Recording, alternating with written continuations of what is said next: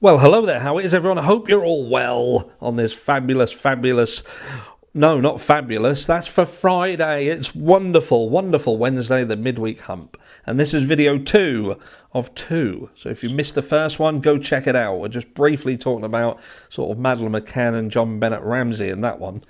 Now, in this one, we're talking about the fact that, look, it's all gone quiet on the Western Front, and by the Western Front, I mean the Idaho 4 case. We're waiting for the postponed hearing that should have happened and didn't happen, mystery illness, and so on and so forth, and yet it seems that there's a potential that people believe that the defence counsel for Bryan Kohberger could have attended a football match. Who knows? I don't know. I couldn't tell by the photo that was sent to me, but thank you for sending me it anyway. Anyway, I digress. So, yes, as we're waiting for this hearing, there are things being pushed in the newspapers. And a lot of it now is being triggered by Nancy Grace and her I am... what is it called?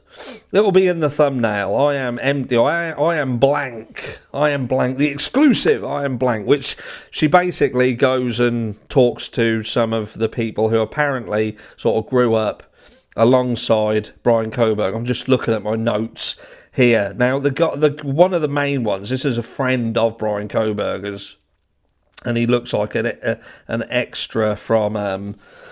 I don't know, what's that? Bill and Ted's Excellent Adventure. He looks a bit like him. That's Jack Bayless, by the way. I'll put his picture on the screen. But yeah, so basically they're talking, she goes back and she talks to a few people, but this Jack Bayless, who's an ex-friend. Now, he says ex-friend. Now, I don't know whether he's ex-friend because he was a friend and he fell out with him, or he's thinking to himself, now I've said this, I definitely don't think that Bryan's going to have me as a friend around, because he basically goes on to basically say that Bryan Kohberger is some sort of incel. We're back on that, the incel train. Least he's not being pushed as a cannibal this time. No, we're just going back to that. So he says, ex-friend Jack Bayless told the news correspondent that Kohberger's behaviour prior to the gruesome University of Idaho murders was suspicious, and hinted at his ability and motive to commit such a heinous crime. Now, wait for it, because I know what you're thinking. The prior to the gruesome crime was suspicious. So he's going to go into great detail why he thinks it's suspicious, isn't he? No, he doesn't. He just says it's suspicious. And his motive to commit, what do you think his motive's going to be, guys? What do you think his motive's going to be? I want to tell you. Right, so the special focus on the psychology of the serial killer. Speaking on Kohberger's mental state, Bayless said Kohberger and he, brilliant English, commonly talked about women on dating apps that would ghost them and essentially engaging with them for a moment before ignoring any attempt of additional contact. Bayless claims that this frustrated them, but that Kohberger's feelings did not end with frustration. I hear you now. What happened? What happened, Harsh? What happened after that?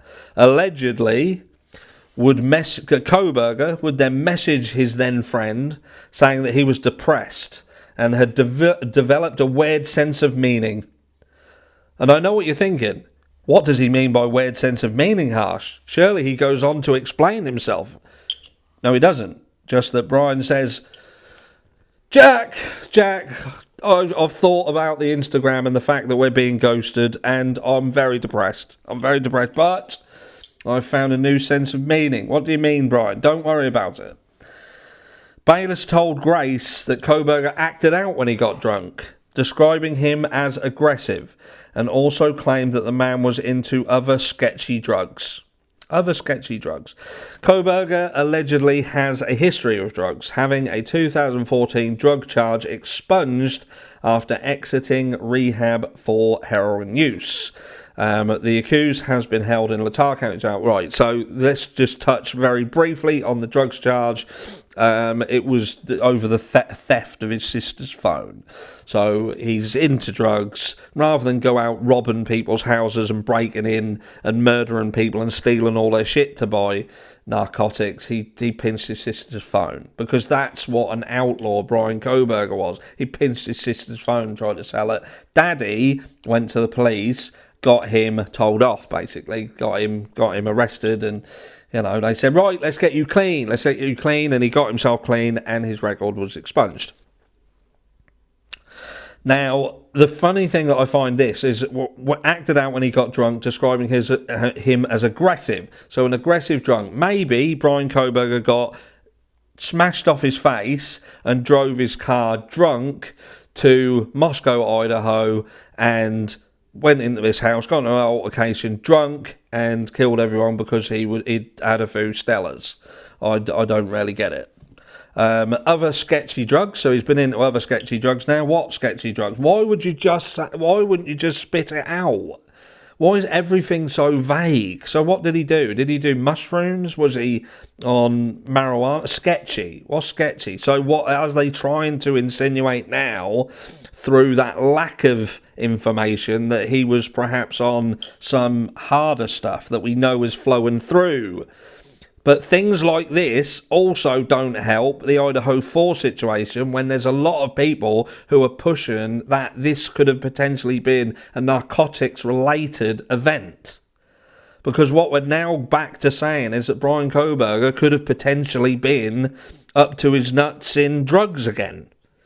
Now, if he was up to his nuts in drugs, and we've got this house that seemingly got all this stuff on the peripheral, is that the tie? Is that the tie to this house?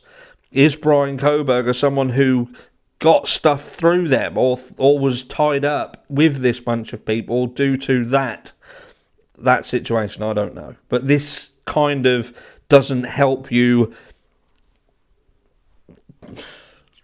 ignore that. Who knows? But the drunk thing. But no, so we're basically all back to this. When Bryan would get kind of angry with him, Aunt's brother, he would gaslight him and get physically aggressive, claimed Aunt's. She claimed that this is another person coming forward, by the way. They're basically saying that he lost weight. We've heard this before. Casey Arntz and Bree spoke to 48 Hours, divulging some behaviours he allegedly showed in high school. And these are other childhood friends, by the way. So we're going back to his school days again. Bearing in mind that Bryan Kohberger was 28 years old, and to try and get some form of information about him as an adult, they're having to go back to, like, fucking grade school. Like these people here, they claimed that after being overweight for the first 3 years of high school, he lost nearly 100 pounds and became a bully. When Bryan would get kind of angry with him, Aunt's brother, he would gaslight him and get physically aggressive. She claimed that Kohberger would be physically aggressive with her brother, and as he became involved with drugs, namely heroin. You just saw him become more self-destructive, which we get that. We've heard all this before. Now, being involved in the narcotic... I'm not even going to read that anymore. You've heard it all before. This isn't even new shit. This is all old stuff being dredged up and pushed like it's fucking new.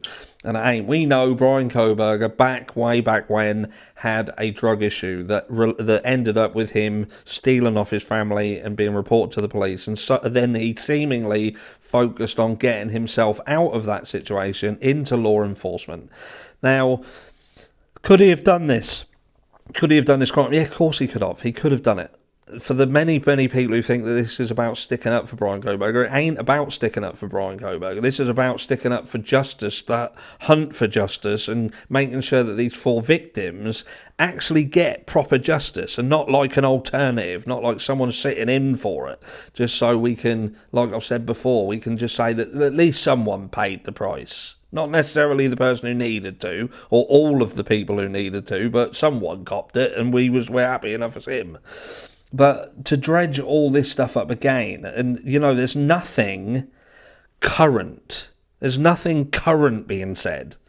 We've got people who don't look like extras from Bill and Ted's Excellent Adventure, who are university, college employees who worked with Bryan, who have turned around and said he was a brilliant student. Some of the, one of the best that this lecturer had ever taught. Put him forward for this PhD. He's alongside, they're pushing this incel thing, but his defense team is predominantly female, and he is interacting with her on a daily basis. Well, I say daily basis. We've seen him interact with her. The smile and the jovial nature of, you'd think that they weren't sort of in the situation they're in. You'd think that they were work colleagues getting along. You've seen the pictures of Bryan Kohberger or the video clips of him interacting with female law enforcement, or the picture of him at The Handmaid's Tale surrounded by females. I just don't get it.